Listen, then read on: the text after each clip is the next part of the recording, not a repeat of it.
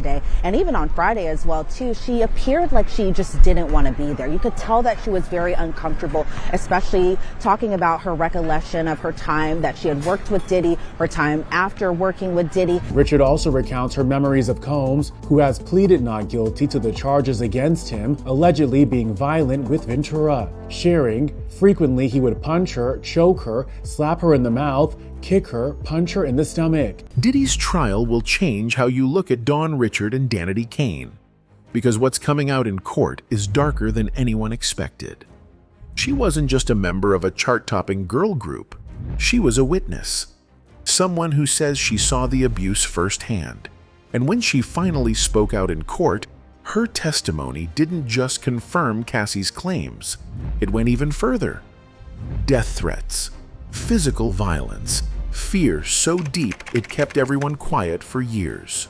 So Dawn finished her testimony today. She claims at one point that Diddy had hit Cassie with a skillet and said, quote, "He said you could go missing, that we could die." Now, with new footage going viral and former members like Aubrey O'Day backing up the story, fans are realizing this wasn't just music industry drama. It was something much more serious. Go get some rest and you'll be better tomorrow. And once you hear what was happening behind the scenes, you'll never look at Danity Kane or Dawn Richard the same way again. When Dawn Richard walked into that courtroom on May 19, 2025, it wasn't just about Diddy and Cassie anymore. It was about all the women who saw what happened behind closed doors and stayed silent because they were told they'd go missing if they ever spoke up. Dawn was one of the breakout stars of Danity Kane, a fan favorite, a performer with real chops. But when she sat in that witness chair, none of that mattered. What mattered was what she claimed she saw, and what she saw was disturbing. According to her testimony, Diddy didn't just emotionally manipulate Cassie Ventura. He allegedly beat her, dragged her across the floor, and at one point tried to hit her with a skillet. Dawn said this happened in 2009, inside Combs' Los Angeles home, and she didn't just hear about it secondhand. She was in the house. She says she witnessed it herself. As far as for you, Dawn, I still want to make music with you. I still want you to be signed to the label. And, you know, if I decide to put that together, Danity Kane, then, you know, you'll be the only member that'll still be there. But it didn't stop there. She testified that after the incident, Diddy threatened her directly, told her and another witness that they could go missing if they talked about what happened. It was a death threat. That's how she took it. Still, the silence held for years, until now. Dawn told the court that the violence wasn't a one-time thing. She said Diddy was violent frequently, punching, slapping, choking, kicking. She described Cassie showing up with bruises, busted lips, and swollen features, and when staff were around, they'd pretend not to notice. They didn't react. They didn't stop him. They kept the machine running. Richard also recounts her memories of Combs, who has pleaded not guilty to the charges against him, allegedly being violent with Ventura, sharing, frequently he would punch her, choke her, slap her in the mouth, kick her, punch her in the stomach.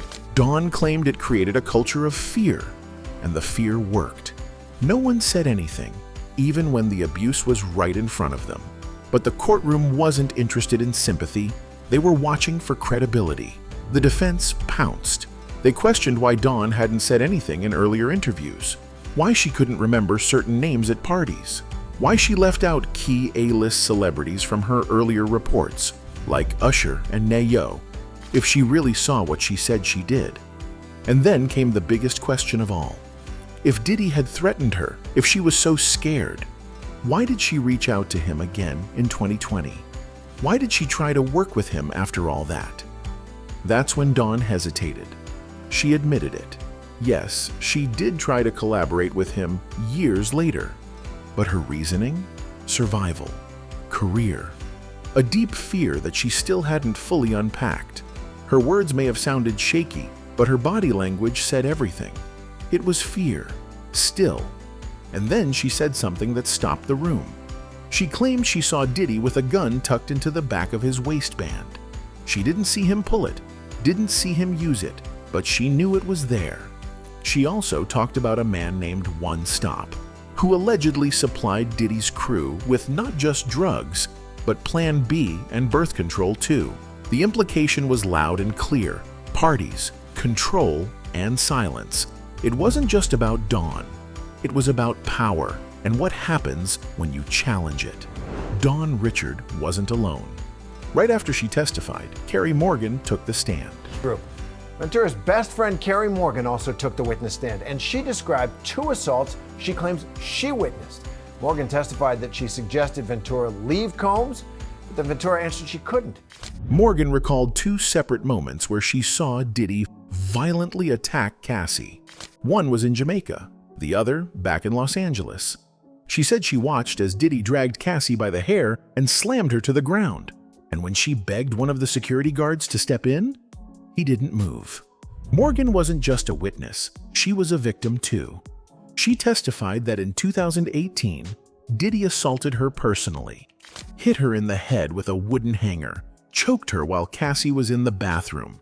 It was so bad she went to urgent care afterward and was diagnosed with a concussion. And just like the others, she kept quiet, but not for free. Morgan told the court that a month after the attack, Cassie sat her down and said Diddy would pay her $30,000 if she signed an NDA.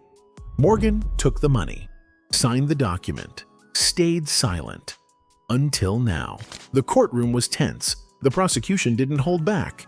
They showed how Diddy kept control over Cassie's life, her apartment, her music, even her friends. Morgan said that over the years, she watched her friend shrink, lose confidence, start believing what Diddy said about her. He told her she wasn't hot anymore, that she didn't matter, that no one would want her without him. But under cross-examination, the defense tried to discredit Morgan too. They asked whether Cassie had been jealous of Kim Porter, Diddy's longtime partner and the mother of his children. Morgan admitted it. She said Cassie envied Kim's access, that she couldn't attend New Year's parties, that she always felt like the side piece. The defense pushed harder. If Cassie was so unhappy, why stay? If Diddy was so dangerous, why did Morgan keep showing up? But that's when David James came in. David James worked for Diddy from 2007 to 2009. His job? Do whatever was needed. He was an assistant, not a friend. But what he witnessed, he'll never forget. In his own words, Combs ran the place like a king, and everyone else was just there to serve. A former Bad Boy Records employee on the stand today in the Sean Diddy Combs sex trafficking trial, testifying about drugs that he says he witnessed and things that he was required to do to set up so-called freak-offs. James testified that even in his job interview, the tone was clear. A female executive pointed at a picture of Diddy on the wall and told him, "This is Mr. Combs' kingdom, and we're all here to serve in it." James said he saw the dynamic up close. Diddy called Cassie moldable, said she could be shaped into whatever he wanted. James once told Cassie she should leave. Her answer? "I can't. He controls everything." And that wasn't an exaggeration. James confirmed that Diddy dictated her housing, her work, her social circle. He built an ecosystem where he was at the center, and everyone else rotated around him, terrified of what might happen if they broke the pattern. As all this played out in court, media coverage exploded. But not everyone noticed the same things. Journalist Loren LaRosa pointed out something that went viral. Diddy's legal team went harder on Dawn Richard than on Carrie Morgan, even though both women struggled with timelines. According to Loren, that was intentional. Dawn was a former bad boy artist, someone who had clashed with Diddy before, someone who wasn't easily controlled. Morgan, on the other hand, despite being assaulted, helped the narrative in court by admitting jealousy, NDAs, and complicated dynamics. So the defense handled her with more care. But with Dawn, they went for blood. LaRosa emphasized how public perception was being shaped in real time. The media picked up on every inconsistency in Dawn's story, but gave Morgan a pass despite the same issues. It wasn't just legal strategy. It was PR. It was spin. And in the middle of it all, black women trying to be heard. La Rosa herself even got flack for calling Dawn baby girl during one of her live stream breakdowns. Critics said she was being unprofessional, too casual. Her response? I'm doing it my way. It's a new day for journalists who can stream, tell stories, and show personality. And that's okay. She wasn't wrong. The trial wasn't just about Diddy anymore. It was about power, about silence, about the people who finally had a chance to speak and the ones still too scared to try. And that silence wasn't just in court. It echoed all the way back to the early 2000s, to a time when Diddy was crafting his next big act, Danity Kane. Now, I'm sure you probably remember Danity Kane, the girl group created right before our eyes on Diddy's MTV reality series Making the Band 3 in 2005. And the same group that disbanded right before our eyes in an explosive, uncomfortable season finale episode just 3 years later.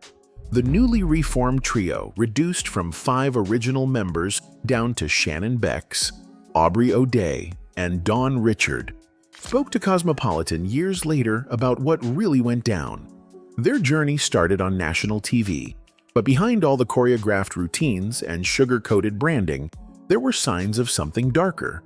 They had all the makings of a pop phenomenon, lyrics that screamed girl power, outfits straight out of the TRL era, choreography that fans copied in their bedrooms. Their 2008 hit Damaged still echoes in the heads of anyone who came of age during the mid-aughts.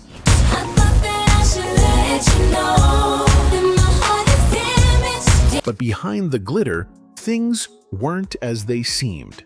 While the world thought these women were out there living their best lives, it seems they were being forced into unthinkable situations. And as the Diddy trial pulls back layers on his history of manipulation and control, Danity Kane's story is getting a second look. Because Dawn Richard wasn't the only one who had it bad. A resurfaced video of Diddy and Aubrey O'Day has gone viral, and fans are disturbed. Even if someone has no idea what was going on behind the scenes, the body language in the clip alone is enough to trigger alarm. In the footage, Aubrey appears visibly nervous, allegedly scared, while chatting with the hip-hop mogul. Go get some rest and you'll be better tomorrow. In the clip, Diddy is seen speaking to Aubrey in a calm but unnervingly dominant tone. He tells her she can say whatever she wants, as if offering her permission to speak, but it feels more like a power play than genuine encouragement. Aubrey, visibly pale and unsure, parrots his words back to him with a nervous laugh, almost like she's been coached. Fans immediately picked up on the odd energy, her frozen posture, her unblinking gaze, and the shaky voice. It didn't feel like banter, it felt like control. The video itself isn't new, it's from years ago. But in light of the recent court testimonies and growing allegations surrounding Diddy, people are rewatching it through a new lens. And this time, it's hitting differently. Many fans are pointing to it as a visual example of what Aubrey has been trying to describe for years. A work environment where fear disguised itself as mentorship. A relationship dynamic where power was always one-sided. Where saying whatever you want only applied when it aligned with what Diddy approved. I can say whatever I want, I know that. I always do. Aubrey's connection to Diddy started in 2004 during Making the Band 3. She was a breakout star, quickly rising within the newly formed girl group Danity Kane. But by 2008, she was abruptly fired. To fans, it was shocking. The group was still popular. Aubrey was at her peak. Diddy blamed her attitude. He claimed she let fame go to her head and wasn't the same woman he signed. In his words, "Check this out, baby girl. See, your attitude is going to have you in a dark and lonely place. What you need to do, at the end of the day, is humble yourself." He added, "I got love for Aubrey. I don't have any beef with her. I just want to work with the young lady that I signed, not the person that fame has made her." On the other hand, Aubrey did not seem disappointed with her being fired from the group. Aubrey informed the fans that she did not want to be loved for pretending to be a different version of herself. Rather, she wanted to be the real her. She said, "I would rather be hated every damn day of my life for being real than loved for being something I'm not." Aubrey was not the only one fired from the group that day. Dee Woods also got her termination letter. Diddy laid the reason for her firing as getting caught up in the wrath of her fellow singer. However, Woods also seemed delighted getting away from the group as she claimed, "I don't think any of us has been happy for a long time." Many controversies kept evolving surrounding the shocking firings. However, last year, Aubrey decided to take a firm stance on the topic and lay down reasons for why she was asked to leave the group. The singer informed the viewers on the Call Her Daddy podcast that she was expected to perform acts that were outside her work duties. The singer reported, not talent-wise, but in other areas. The fans thought the singer was implying physical favors from her co-artists. When asked if she was the only one targeted for such acts, the television personality replied affirmatively. Out of her Danity Kane members, she was the only one facing such struggles on set. Aubrey further claimed that working for Diddy made her future tasks look easy as he was the hardest person to please. She stated, "I don't think I would have been able to be so successful in so many other areas had I not been trained under Diddy. He was the hardest person you could work for." Also, she described her time with Diddy as torture. The singer described the environment of the music group and the many disturbances the artists faced. She claimed to have faced betrayals from within the group. She blamed the people running the show for their involvement in the singer's struggles. She explained, she also blamed the Last Night singer for body-shaming the all-girls group's members, which led them to become insecure about their bodies and appearance and made them question their worth. Aubrey claimed that things were different at that time. There was no social media awareness or protests, and the artists were made to sign contracts that sealed off their lips. She stated, "Diddy would be like, 'You're not hot anymore.' Like, 'What happened? You don't have any curves. I can't get people to think you're my good-looking person.'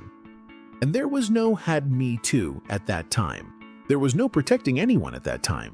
You signed 1,000,000 NDAs and 1,000,000 contracts that took away your rights." Aubrey also made statements where she seemed afraid of her employer. The fans have linked her comments to the video where she seems to have cold feet. Aubrey supported her statements of Diddy being a complicated person to work with by explaining that he wanted everything to be perfect. She stated, "Puff is a very difficult person to work with. Everything had to be perfect. I remember times where he looked at my toenails and was like, 'What is your third toenail doing? Go get that fixed before you walk into a room.'" The singer also mentioned that the rapper highlights their appearances with powerful words such as calling her a dog. It is quite a harsh comparison made by an employer to his employee. She also highlighted that the music producer used to ignore how long the girls had been rehearsing and still critiqued how they looked. Aubrey added, "Or we would be in rehearsals performing an hour-and-a-half set over and over, and he would walk in for 5 minutes with a camera and say, 'Aubrey, why are you sweating? You look like a wet dog. You're the hot one. So do you think anyone wants to see that?'" It was not easy for Aubrey O'Day to work with Diddy as she felt frightened by him. And this is not just what fans have been claiming. Rather, the singer has accepted the fact herself. She highlighted, "We were scared to death with what would happen with Puff each day. There was just no room for error. Diddy was one of the most intense people you could ever work with. I experienced everything from race, remarks, to sexism, and a lot of it was scary. I have a very strong mom who wasn't necessarily a nurturer, and I remember one time as a kid I hit my knee, and as it was bleeding everywhere, she said, 'Suck it up, Aubrey.' That was proper training for what I would experience on Making the Band."